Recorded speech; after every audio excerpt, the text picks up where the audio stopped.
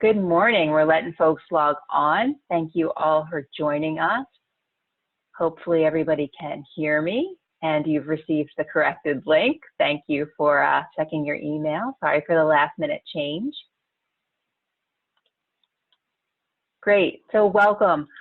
Good morning again, everybody. Welcome to today's webinar on funding opportunities through the New York Forward Loan Fund, presented by Matthew Kennedy of Empire State Development.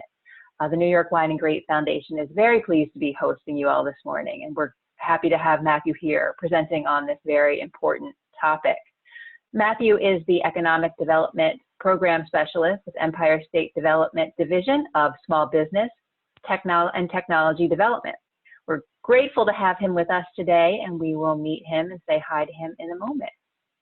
And as most of you know, because I see some familiar faces, the New York Wine and Grape Foundation has provided webinars such as this for a while now, and they've certainly become quite an important part of our mission. We feel that this topic in particular is especially important, and we're happy to provide the session for the wineries and growers here in New York. You can always view our upcoming schedule of webinars at newyorkwines.org by clicking on events at the top of the page. We certainly welcome you to join us for the upcoming DTC Metric Series. It's going to be starting in early December, as well as the session on another important topic, year-end financial planning and current hot topics in kind of tax and finance. That's on December 3rd, so very soon, right after the holidays. We're actually going to be providing some one-on-one assistance on kind of financial planning and kind of tax consulting to our members beginning in December. So we sent out a grapevine email on that on Saturday. If you haven't received it and you're interested in more information, please feel free to email me at ValerieRoss@nywgf, as in Frank.org. And now back to the business at hand, just a few housekeeping notes and reminders for today. We encourage those of you who are here live to go ahead and take advantage of that fact. Ask as many questions as possible as Matthew goes over these two programs today. You can do this through two tools. One is the Q&A tool at the bottom of your screen. That makes sure that Matthew sees that question and the other attendees likely will not. If you'd like to say hello, comment, ask questions to the rest of the group, please use the chat tool that's at the bottom of your screen and make sure to select all panelists and attendees if you want to share with the group. And so now we're ready to get started. Again, we'd like to welcome Matthew Kennedy to talk to us today about funding opportunities, the New York Forward Loan Fund and JDA Agriculture Loan Fund. Matthew is going to be talking about important topics. So acquiring capital for small businesses trying to recover from the COVID-19 pandemic and information for small agribusinesses looking for capital to expand. The New York Loan Fund can offer small businesses working capital loans up to $100,000 to help fund their recovery, and the JDA Agriculture Fund supports small New York agribusiness firms, including value-added processors, food distribution companies, wineries, brewers, and distillers, help you gain access to the capital that you need to grow, expand, and thrive in New York State, and again, needed now more than ever. A little bit about Matthew. He is an alumnus of Potsdam College and Clarkson University with a degree in economics and a lifelong resident of Half Moon, New York. His primary focus at Empire State Development is promoting the growth of small businesses through access to capital with the New York Loan Fund and JDA Agricultural Fund and Bridge to Success MWBE lending programs. Prior to joining ESD, he was a successful small business owner and real estate developer in Saratoga County. He also worked as a loan officer at several banking institutions and spent over 10 years as an internet sales and marketing manager, operating a successful retail computer store for a decade. So we're happy to have you here. It seems like a topic is near and dear to your heart, Matthew, and certainly to ours as well. So thanks for sharing this incredibly valuable information. I'll go ahead and turn it over to you. It looks like you're already sharing your screen. Thanks for being here today. Well, thank you. Thank you for the introduction. I appreciate it. Listen, and again, yes, my name is Matthew Kennedy. I am actually based out of the Albany statewide office of Empire State Development in downtown Albany. And of course, Empire State Development is the New York State's economic development agency. I'm sure you've heard the name Empire State Development kicked around a lot. Empire State Development wears a lot of hats. It covers a lot of territory. So now I'm specifically from the Small Business and Technology Development Division, which is all programs for small businesses with 100 and fewer employees around the state. So my topics today are two specific programs: the New York Forward Loan Fund, which is a COVID recovery fund, and the JDA Agriculture Loan Fund.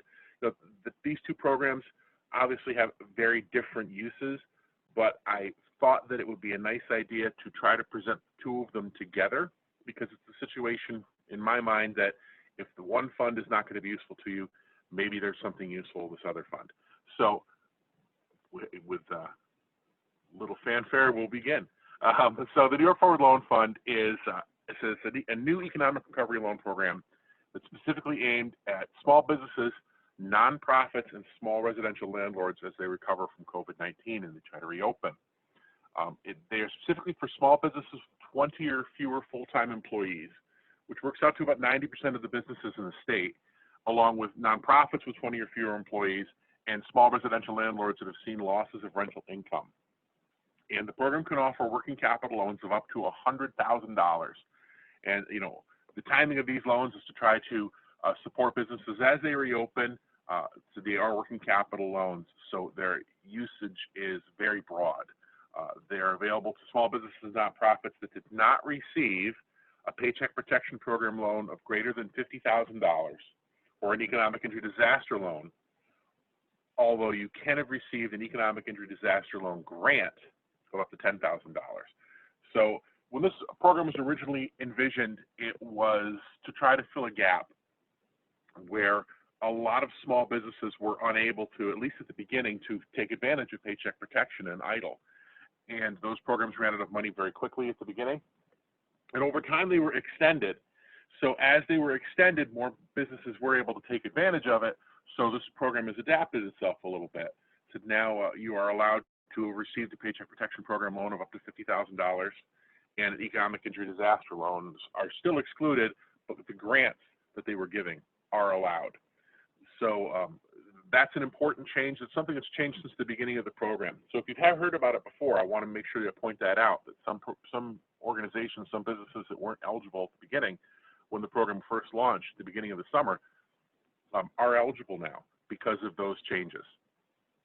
So these loans are specifically targeted towards those small businesses, and when it comes to small residential landlords, they're targeted to residential landlords with buildings of 50 units or less, and they are prioritized towards those properties that are in low and moderate income census tracts who service low and moderate income tenants on the small landlord side. Important to note that these loans are not forgivable in part or in whole. They're unlike the Paycheck Protection Program. They do need to be paid back, but they have a 5-year term with very reasonable interest rates. And we have a statewide goal of at least 60% of these loans being made to minority and women-owned businesses around the state. So there's a definite focus on those types of businesses. So how do you apply? How do you begin? It's actually very simple. We have a website set up that is nyloanfund.com, www.nyloanfund.com. And actually, you see right on the right side of the screen, that's an actual screenshot of the website as of yesterday. These are not first-come, first-served loans. So this program is open and is continuing to be open, and the applications are reviewed on a rolling basis. So don't feel if, the fact that this program has been open for a couple of months that you're going to be at a disadvantage, because you're not. There are 5 community development financial institution lenders that are accepting applications through this program. And the idea behind this portal is to streamline the process for you and to help you select the proper lender from the program.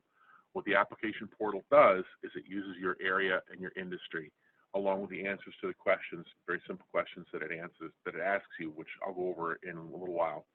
And it directs you towards a proper lender, or the lender that is best suited to help you. So you're not going to want to apply directly to the lenders themselves. You're going to want to go through this portal first. It's very important that you go through this portal. Don't try to contact the lenders directly for the program, because they won't be able to help you that way. They have to send you through this portal. It's part of their funding process. So for small businesses, Ascend US, which was formerly known as Axion East, they changed their name last week, is one of the lenders, along with the National Development Council Impact Loan Fund. Pursuit, which you may have previously heard of as NYBDC. They changed their name this year as well, along with True Fund Financial Services. For nonprofits, again, it's the National Development Council Impact Loan Fund and True Fund Financial Services. They're handling nonprofit organizations for the loans. And for small residential landlords, all small residential landlord loans are being done by the Community Preservation Corporation. So I will point out quickly that if you were going online to complete this process and you are a small landlord and you've gone and completed the pre-application, when you get to the end, if it matches you to somebody that's not Community Preservation Corporation, you made a mistake someplace answering one of the questions because it doesn't realize that you're a small landlord. So that's an important thing to point out. All small landlords are going to go to that lender. And only small landlords. Small businesses will not match the Community Preservation Corporation. So now the loan parameters. What are the terms? Who qualifies? So these are working capital loans, again, up to $100,000 on a 5-year term. And for small businesses, the amount you can borrow is the lesser of $100,000 or up to 100% of your average monthly revenues for a 3-month period prior to the COVID-19 outbreak. And that 3-month period can be any 3 months from 2019 or for January to March 2020. The nice thing about this program, unlike some of the SBA programs with the Paycheck Protection Program and the EIDL programs, are that they had very rigid time frames that you were allowed to look at as far as how much you could qualify for. This program is much more open. So when it comes to businesses that are very seasonal, and a lot of agriculture businesses are very seasonal. A lot of upstate New York has a lot of very seasonal businesses. You can choose the part of the year that has the highest revenues for you. So if you are a summer business and June, July, August are your highest revenue months, you can use those as the basis for your borrowing. If you're a retailer and the fourth quarter is the highest, is the highest revenue month, October, November, December, you can choose those 3 months. It gives you a little more flexibility, gives you access to a little bit more money, potentially based on the revenues that you're generating than you would normally be able to get to with some of these other programs. So interest rate wise, for small businesses, they are fixed annual rate of 3%. So it is a fixed rate loan, a 3% loan, and it's on a 5-year term. So it's a fixed 5-year term, 3%. For the first 12 months, you only make interest payments. So it's interest-only payments for the first 12 months, paid monthly. And then over the remaining 4 years, interest and principal payments are made, paid monthly. And this is the same for all three categories. Use of proceeds. Now again, these are very broad loans, so you can use them for a lot of things. They can be used for working capital, inventory, marketing, refitting for social distancing, property tax, maintenance, rent, supplies, payroll if you chose to, all sorts of different things. The one thing it cannot be used for is refinancing existing debt. So you cannot refinance existing debt with the proceeds from one of these loans. And that goes across all 3 categories of types of businesses. Refinancing existing loans is not permitted. There are no application fees. Late fee can still be assessed for missed payments. A loan applicant is going to be required to detail their anticipated use of funds when they apply. So when you go to apply, the lender is going to ask you what you think you're going to use the money for. There are no collateral requirements, and you can always prepay the loan without penalty. Now, for eligibility, again, for small businesses, I mentioned this before, you must employ 20 or fewer full-time equivalent employees. So you can't have more than 20 employees. Part-time employees, the rule of thumb has been that 2 part-time employees count as 1 full-time employee. So you can have up to 40 part-time employees. Your gross revenues should be less than $3 million per year. And again, you may not have received a U.S. Small Business Administration Paycheck Protection Program loan of greater than $50,000 or an EIDL loan of any size for COVID-19, except for the EIDL advance grants of up to $10,000. Of course, you have to suffer a direct economic hardship as a result of COVID-19, which I'm sure covers everyone. You have to have been in business for at least a year as of the date of the loan application. So again, that's as of the date of the loan application. So right now, you could have started business in November of 2019, and you have to be headquartered and do business in the state of New York. That's very important. The pre-application should be completed by the owner of the business with the largest ownership interest, and anyone with 20% greater ownership interest is going to be required to attest to the information in the application. There are a few ineligible businesses. So ineligible businesses, these are usually excluded from all of these programs. Corporate-owned franchises, not-for-profit social clubs, branch banks, payday loan stores, pawn shops, astrologers, palm readers, liquor stores and nightclubs, adult bookstores, massage parlors, strip clubs, track wagering facilities, marijuana dispensaries, etc. These businesses are usually excluded from all these types of programs, whether they're federal or state programs. But I do want to point that out, and that goes across all categories.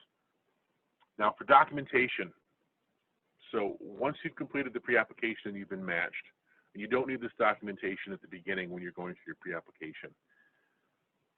Once you've been matched up to a lender, and once the lender has reached out to you to begin the process of underwriting your loan, this is some of the information that you're going to need to have access to. You'll need your most recently filed tax returns, and you're going to need some sort of income statement that shows probably your income flows for 2020 thus far, because of course you probably have not filed your 2020 tax return, along with other documentation used to determine your cash flows. You'll need your schedule of ownership. The schedule of ownership essentially is just going to say who owns your business, along with their percentage ownership, photo IDs for any of their owners that have more than 20% ownership interest.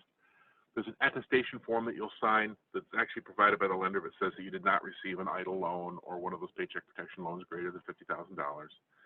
They're going to ask for a description of the impact COVID-19 has had on your jobs and revenues in your business. You'll need your evidence of legal formation of your business entity. This is one of the things that tends to trip people up because they don't know where to find it or they haven't kept good track of it.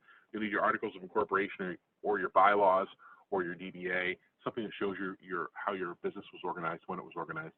And in the case of small businesses, they are collecting personal credit reports for anyone with 20% or higher 20% or higher ownership of the business. So personal credit report pull is required. Of course, the lender is going to do that for you. And the lender is going to reach out to the loan applicant to collect all the required documentation, conduct any credit checks, and finalize the application review process with you. So now we'll briefly touch on small residential landlords. And again, very similar terms, slightly different qualifications, but very similar terms. So the terms are the same. It's $100,000, up to $100,000, the same interest rate, the same repayment terms. However, the calculation is a little bit different for how much they're allowed to borrow. In the case of a small landlord, it's the projected reduction in 6 months of net operating income based on the actual loss of either the month of April or the month of May in 2020. So if you're a small landlord and you usually can collect $25,000 in rent, in April of 2020, you were only able to collect $15,000 in rent. There was a $10,000 rent shortfall in what you were able to collect because people couldn't pay. You multiply that out by 6, that gives you $60,000 that you could borrow. So that is specifically of the small landlord calculation. Again, use of proceeds is the same.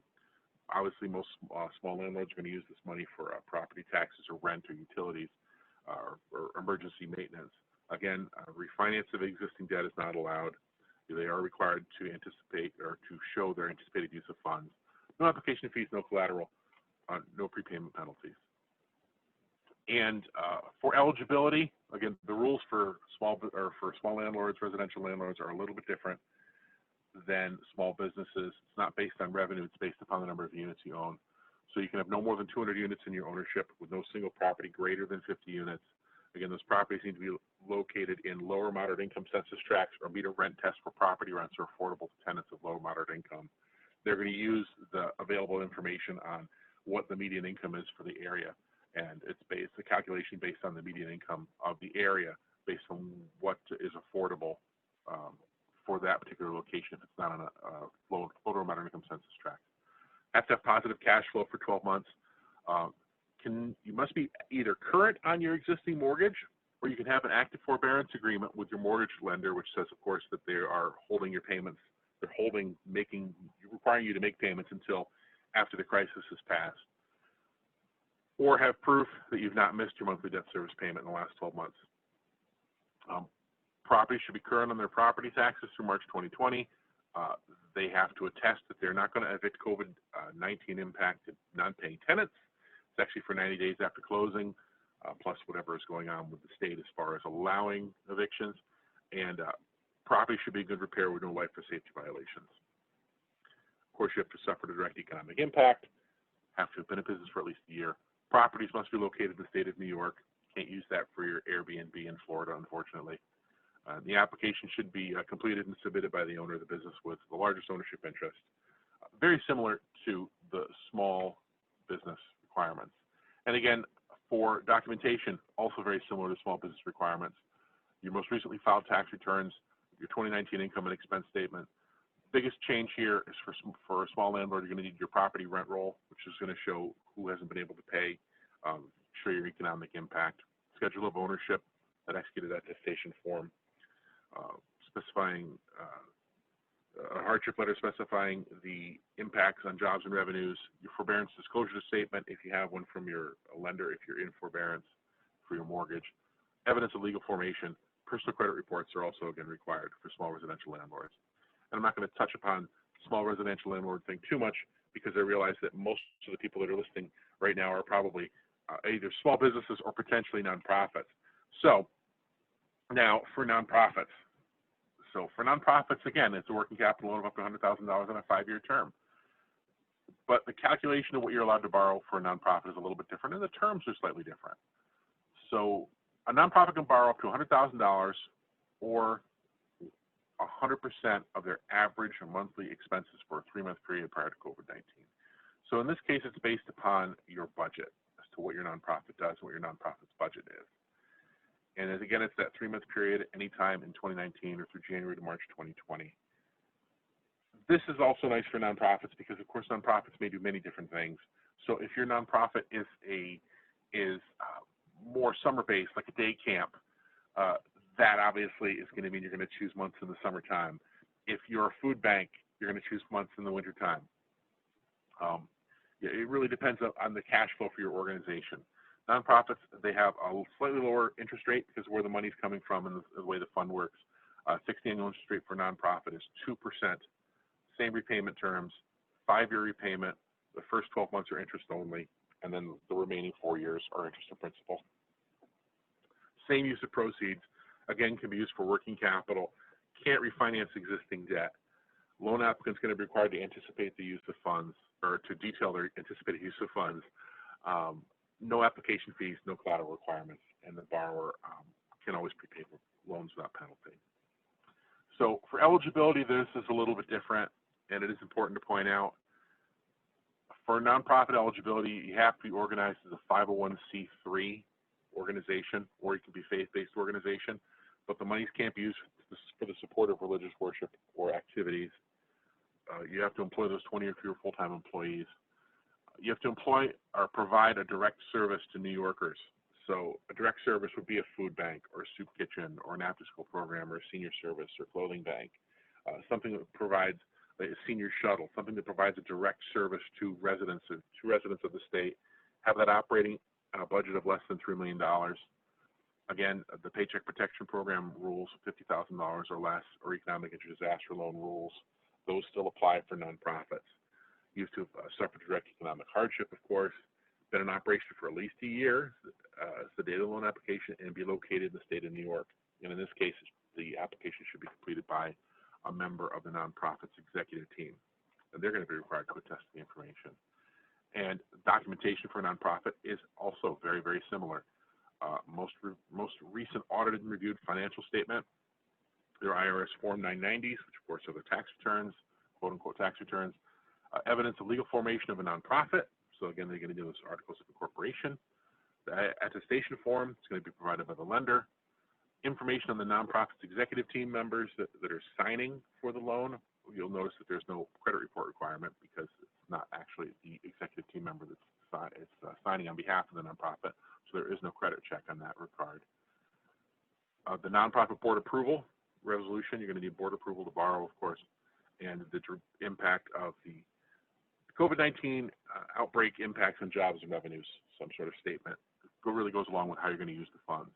And with a nonprofit, that how you're going to use the funds document is so important because let's say you're a religious organization. Now, a religious organization can't use the money to, say, buy hymnals but they could use the money to fund their food bank. So it is possible to still use the program, but that's where that use of funds and COVID-19 impact statement becomes very important for nonprofit firms versus the others. It's not as important. So now, application questions. So when you go to the New York Forward Loan Fund, so it is a very straightforward process. Go to the New York Forward Loan website, nyloanfund.com. It's going to lead you through a pre-application process. And the pre-application process is fairly quick, probably will take about 5 minutes. You do not have to have that documentation that I just mentioned in your hands when you're doing that. You can really go through, answer these questions, and get matched with a lender. And the reason I want to go through all these questions is I want to show you how straightforward it is, so you can anticipate what they're going to be as you're going along, as you're applying. So when you start the application, it's going to ask for a question: how much do you want to borrow? Well, we just covered how much you're allowed to borrow. You want to put in as good an estimate as you think you can as to how much you want to borrow. Of course, you don't have to borrow the maximum amount you're allowed to borrow. If you're allowed to borrow $100,000 and you only want to borrow 50, you can put in 50. And understand that this can change after you've completed this process. This is going to help guide the matching. So you're going to want to try to make it fairly accurate. You're not being held to borrowing this amount of money. The second question is going to ask you, how do you want to use your loan? Well, as we said, these are working capital loans. So please, it's going to give you a drop down of how you want to use the loan. Just select working capital. This website is actually able to be used for other programs beyond the New York Forward Loan Fund. So that's why this drop down exists. The New York Forward Loan Fund is only for working capital. So please just select working capital when you answer this question. And it's going to give you a prompt on the screen to please answer that. Question number 3, when do you need financing? This really is a guidepost to show the lender how urgent the request is. So if you're very desperate and you need the money right away, the lender has a little bit of an idea. Now, everyone's going to click on today. Most everybody clicks on they want the money as soon as possible. But just choose the time range you think best fits your needs. This actually does not affect who you get matched with, but it's just an extra bit of information for the lender itself. Now, this is an important question. Question 4, tell us a little bit about your business. Here you're going to want to detail the name of your business, business type, and your industry, and your time in business. Remember, you need to have been in business for at least a year at the time of application to be qualified for the program. So if you were to put in an amount that said, or put in a time frame that said that you weren't in business for a year, it's not going to match you. You're not going to get matched. So it's important to put that information in correctly. A small landlord for their industry should choose landlord, but choose what you think is closest to the industry that's closest to what you do. And then your industry name and your business type are very, very important because it's what's going to help guide the matching system. Also important, question 5, where is your business located? Please use a valid legal address for your business. I would suggest not using a P.O. box. Use a street address if you can. Small residential landlords are going to put in where their buildings are located or where their primary building is located. The system, in order to try to be more easier for people to use and basically provide more information to the lenders, what it does is it takes your existing business address and it parses it out. It figures out what county it's been located in. It figures out what census tract it's located in, and it passes that information on to the lender so they don't have to try to figure it out and look it up.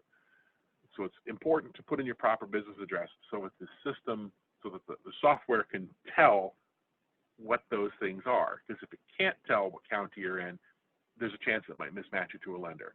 So it's important to try to put in a valid business address. Just put in the legal address for your business. Question number 6, how can we reach you? Again, well, this is important too, right? So this is how your preferred point of contact for the lender when the lender is going to reach back out to you to begin the process. So you're going to want to put in some point of contact that you're going to be able to monitor, because it's very important to monitor the channel for contact, because the lender's going to reach out to you. It might take them a couple hours. It might take them a couple weeks, depending on their backlog of requests. but they're going to start with this process to try to reach out to you through this channel.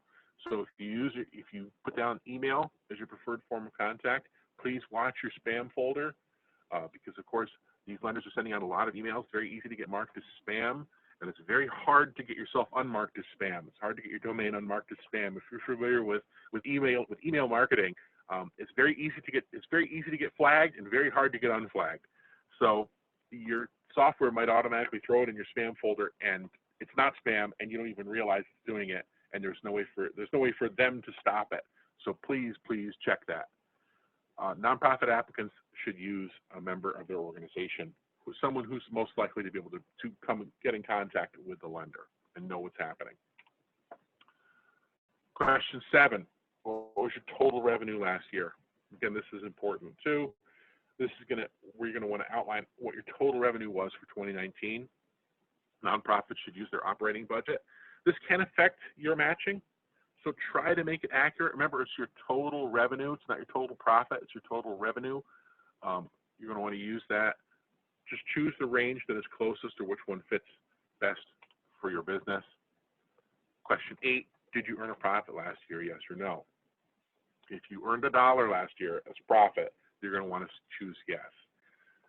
You can choose no and still get matched. You don't have to be profitable to be matched with a lender, but it will affect the number of lenders that you can match to. So you're going to want to answer the question accurately. If you earned $1, please select yes. If you earned $1 in 2019. Now, what was your annual net profit last year? You want to put in an approximate value, so what your net profit was. That would, of course, be on your tax returns. If you're not familiar, you probably would know what it was. But you're going to want to type that in. That's actually a type-in box. Click continue. Question 10. This is going to ask how many employees you have. You want to select the number of full-time employees that you have. Remember that part-time employees count 2 for 1. So 2 part-times, 1 full-time. Small residential landlords are going to want to put in the number of units they have. And it's going to ask you if you've had any prior bankruptcies. Now, prior bankruptcies will not disqualify you necessarily from getting a forward loan fund loan, but the number of bankruptcies you've had could. So if you've had multiple bankruptcies, that can have an effect. So you're going to want to answer that honestly, because they're going to do a credit pull. Put that down. Do you have collateral to support the loan? Question 11. Now, New York Forward Loan Fund does not require collateral. There are no collateral requirements for loans. However, if you do have collateral and you want to put it out there, you want the lender to know that you do have some sort of collateral, feel free to click on whatever type of collateral you think you have. It's not required. It's not going to affect your matching, but it does ask the question. Question 12, how much revenue do you expect to make this year? Select an estimated value. This is how much revenue you think you're going to generate in 2020. Some businesses, of course, their revenue has increased. A lot of them have decreased. That's okay. You're just going to want to select the proper range of what you think you're going to end up producing for revenue in 2020. Question 13, do you have a business plan? This is another question. A business plan is not required to get a New York Forward Loan Fund loan. You do not have to have a business plan completed to get a New York Forward Loan Fund loan. However, if you do have a business plan, you probably have financial projections, market analyses, prepared overview of your business that's going to aid the lender. And if the lender knows this, they can streamline their process and make things easier for you if they have a copy of your business plan. So if you do have one, just select yes. If you don't have one, select no. Again, it's not going to affect your match. It's just extra information so the lender can be prepared when they reach out to you as to the best way to help you as fast as they can. Question 14, and this is obviously important. Is your business owned by a woman, person of color, a veteran, or an LGBTQ identifying person? It's actually a 2-part question. And for small businesses, you're going to want to answer for whoever owns 20% or more of your business. Nonprofits are going to answer for your executive team. You want to choose yes or no. I want to point out that you do not need to be certified. It does not need to be a New York State certified MWBE or a New York State certified SDVOB. Certification is not required to answer yes to this question. So you don't have to worry about certification. It's just a yes or no question. If this fits for your business, if you answered yes you're going to go to question 15. If you answered no, you're going to actually jump over this question, go to question 16. Question 15 is a selector box. You want to select all that apply for your business or your organization. All the categories that apply, you just want to select them and hit continue. And now this is our last question. Question 16, what is your personal credit score? It's going to ask you for an estimate as to what you think your credit score is. And you're going to want to choose what you best think that it is. Of course, it's going to get checked ultimately. Scores below 580 that could affect your matching depending upon your lender. There is a floor as to how low a personal credit score can be. I think it's probably 570 or 575. It's really going to depend upon the lender in this situation. But you're going to want to choose whatever range you think best fits. And that is the last question. Now, what's going to happen is it's going to go through all those questions, and it's going to match it to a lender. Now, there may be a situation where it's going to give you a screen that says that you did not match because you answered a question someplace that kept you from matching with a lender. You can always go back through the process and go through and answer the questions again. It's actually going to try to give you a warning to say which field it felt was holding you back. But once you match, there's still one more important step. Now, it has created a match. It's told you successfully matched. It's got your loan amount here, and you've matched to 3 different lenders, Pursuit, TrueFund, Axion. Of course, it's going to say Ascend Us now. You're going to want to choose whichever lender you think is the one you want to go with, hit connect, and that is going to ultimately send your information to the lender. If you don't click connect, it hasn't sent your information to a lender. You're not actually going to get contacted by a lender, so it's important to choose one of the lenders. Now, all these lenders, their terms are the same. Their approval processes are essentially identical. Their fees are the same. There's no real difference between them as far as what it's going to ultimately be to your loan as far as what your costs are concerned. So if you're familiar with one and you want to pick one, if you're familiar with TrueFund or you've had a loan through Pursuit or whatever metric you want to use, just choose whichever one you feel the most comfortable with. If not, you can just randomly pick one. I will say that you do not need to go back through multiple times and choose multiple lenders. Just choose one lender. Actually going through the system multiple times and matching to multiple lenders and sending your information to multiple lenders can actually slow the process down. So you're going to want to only choose one lender. Once you've chosen that lender, you're going to get a confirmation screen. This is the confirmation that's going to show up on your screen. It's also going to show up in your email, the email address that you registered with.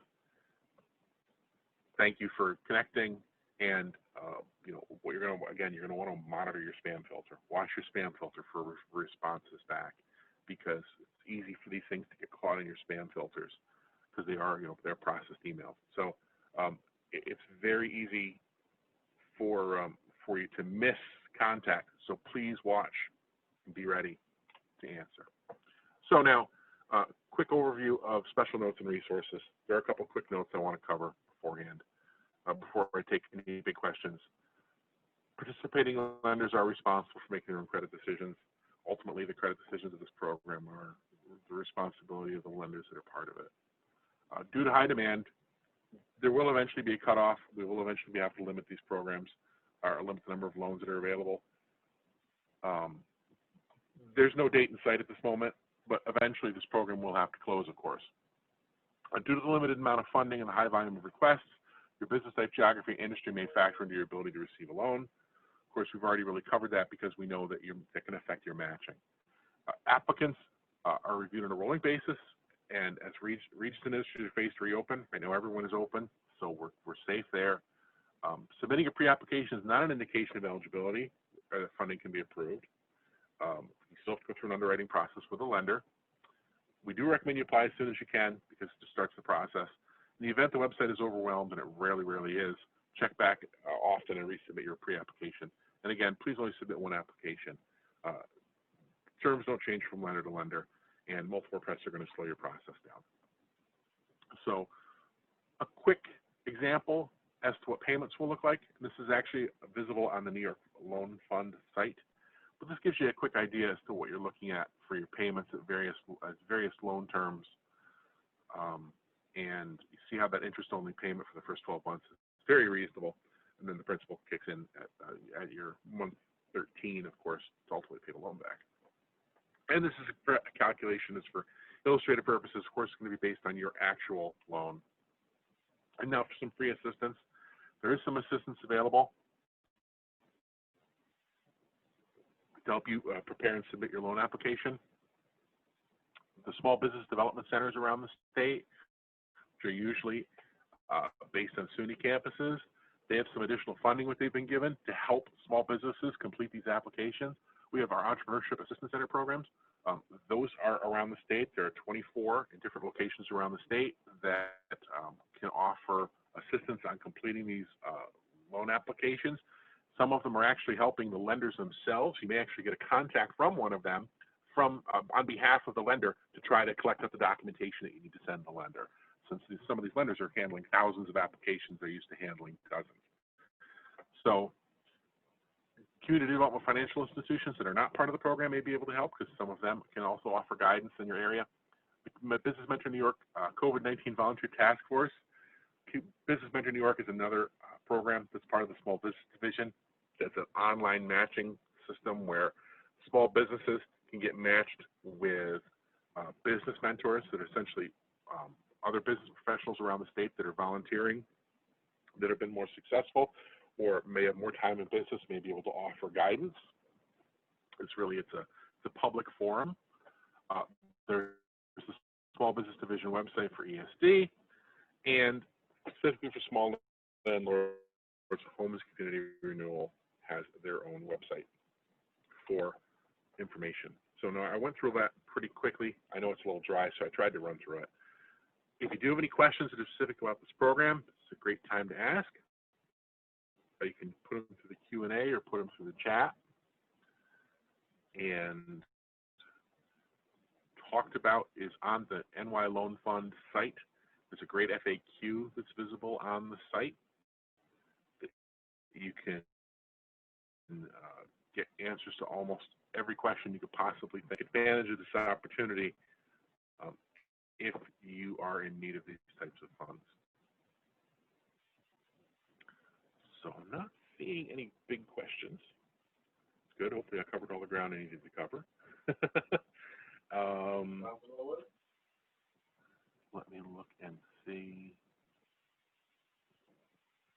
Okay, so we're looking. Matthew, I don't see any now. So yeah, I think all right. you answered them all. There you go. And so I'm going to move on real quick to the second topic, which is the JDA Agriculture Loan Fund. So this is a much different program than the New York Forward Loan Fund. And this is a program through essentially the New York State Job Development Authority that's specifically for agriculture-based programs. There's 7 million acres of farmland in New York State, 36,000 farms, that produce food around the state. And this program is something that we've designed specifically for value-added processors, food distributors, food aggregators, beverage producers, food hub participants. This includes wineries. This includes canneries and bottlers and all sorts of different agribusiness or agriculture-based businesses in the state of New York.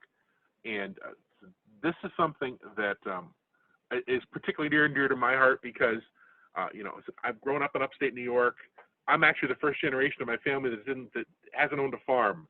So I very much am very happy that we have this program. This is something that was started about 1.5 years ago. That is something that is specifically for upstate. A lot of these programs get directed more towards downstate, and this is a great upstate program. It's actually been very successful. So there's $10 million in JDA capital that's being provided to participating lenders to encourage lending. Loan amounts are from $50,000 to $200,000 from these particular lenders, and actually these loans can be larger than that and can be smaller than that. So I should say that this is a little bit out of date. Lenders can actually offer loans larger than $200,000 now. There's just a limit as to how much JDA agriculture money they can use in the loan. So participating lenders, again, are going to make their own credit decisions to determine interest rates and applicable fees. However, I will say that most of these loans are generally in the 5, 7, and 10-year type of range. And interest rate-wise, interest rates have been very reasonable. Most of the rates I've been seeing have been in the, have been in the prime plus one territory. Very reasonable interest rates. So these loans, again, they're specifically for companies that are looking to expand. So if you're looking to expand your business, let's say you need to open you're looking to add some equipment for bottling, or you're looking to build a tasting room, or you're looking to get a vat for your distillery, or you're looking to, anything along those lines. It's a very, very broad usage. You can use funds from this program to help fund that expansion.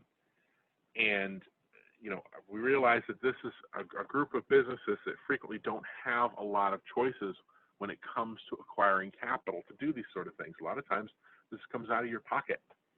So the idea here is that, this is a different source of funding, and I'll get to who's offering the funding in a minute. So there are 8 lenders around the state right now that are offering this funding. And this even includes the acquisition of land or buildings that are used to expand your facility. So if you're going to expand your farm, we've had people build a new barn. We've had people build, new stables, things like that. Those are acceptable uses for the funding. So there are 8 lenders around the state. Each of them has its own smaller territory. I will say that the New York Business Development Corporation, which is Pursuit, does do things statewide. So they have a little bit more funding than the others because they offer loans statewide. So you can always go to NYBDC, REDC, Relending in East Corning, Southern Tier Enterprise Stito. Stito has recently received additional funding. Moreco, Mohawk Valley Rehabilitation Corporation, Delaware County Local Development Corporation. All these lenders have specific funding available in this program. So this slide has, these are the direct contact numbers for all of the representatives for those organizations for this particular program. If you are interested, I strongly suggest you reach out to them, and they can offer funding beyond these programs too, by the way. A lot of these organizations also have other funding that's not just from the Agricultural Loan Fund. But if you're looking to expand your agribusiness, I hope that you will consider this. So this loan program has done very well thus far, and a lot of people don't realize that the money is out there. So I don't know if anyone has any questions about JDA. So that's obviously a much shorter presentation, a much less complicated, but at the same time, your project is going to be evaluated by the individual lender. So there's not as much for me to talk about as far as broad topics as to how, what tax returns you need and things like that. So if anyone has any questions about JDA, but I hope you take advantage of it. It's really a terrific upstate program. Thanks, Matthew. I'll let people have just another moment to ask any questions. And this may be a silly one or one that you've covered, but are there better times of year to put in these applications in terms of how much is on the staff's plate to get applications processed? For the JDA Loan Fund, I would say that there's not. What I would honestly say with the JDA Loan Fund is that the fund is doing very well. And some of the lenders are probably in the next year or so going to start running out of funding through it. We're going to have to try to get them more. So, I wouldn't hesitate to reach out to them. A lot of times what they seem to do, or what they will do, is that they will get you pre-approval for your project. They'll get your loan approved, and then they'll hold on to it while you're getting everything else in a row to get it closed. Sometimes borrowers are borrowing very quickly and they're closing very quickly, and sometimes it's taking borrowers a year, to get the rest of their project in line in order to close the loan. So I wouldn't hesitate, they're all 8 of those organizations are great resources to help with planning your project or financing your project. Great. So it's kind of almost like getting in and reserving your money while you're finalizing any last details of your project. In a way, yes. Yes, because all these programs, you know, unlike the New York Forward Loan Fund, which is really such a different program, which is designed to try to get the money to you as fast as possible. This is all project-based financing. It's based upon your project and what you're working on, and you know your projects take time. You know, you might need approvals. There might be other financing that you have to line up along with it. You know, it might not be the proper season to start construction. You know, that's a little different than the Forward Loan Fund where they're working capital. Understood. That makes a lot of sense. Well, I don't see a lot of questions coming in right now, but I think that sometimes it takes a lot of time to process, or people want to go back to their desk or talk to their colleagues. So I think what we will do, if we can ask, for a copy of this, Matthew, if possible, the slide deck, and we can include that in the follow-up email that goes out to everybody, that would be great. Absolutely. And they will get a copy of the recording as well. Yes, and if anyone has any questions, please don't be afraid to reach out. You know, I hope you'll take advantage of these programs. I would love to see, especially Central New York, Southern Tier, Finger Lakes, get their big share of the New York Forward Loan Fund. There's monies that are set aside in all of those regions that are specifically for businesses in those regions. So, and we will continue to try to come up with new ways, new programs, any way we can to try to help people recover. Well, thanks, Matthew. It's good to hear. It's certainly needed, and we appreciate your time today and your offer of kind of connecting with people after the fact. We really appreciate that. And thanks to everybody for joining us today. We look forward to sending out the recording and the slide deck, and we hope that you all have a wonderful holiday week, and stay safe, everybody. Thanks so much. Yes, thank you. Stay safe. Have a great one. Take care.